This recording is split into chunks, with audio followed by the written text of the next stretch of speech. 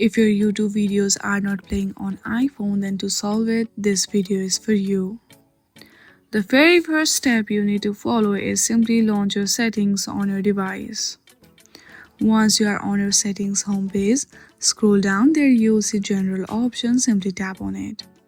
Then hit on the software update and make sure that your software is up to date.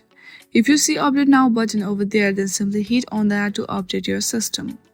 Once you update your system, go back to the general homepage again and check if your problem has been solved or not. If your problem is still there, then again launch your settings on your device. From there, you have to select screen time.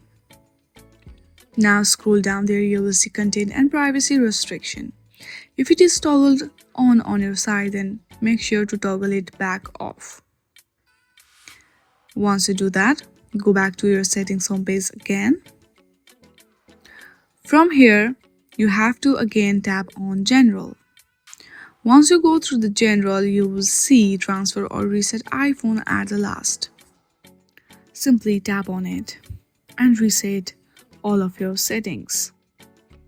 Once you do this, all of your step, then your issue will be solved. I hope you like this video. If you like this video, then please do not forget to like and subscribe to our channel. Thank you for watching.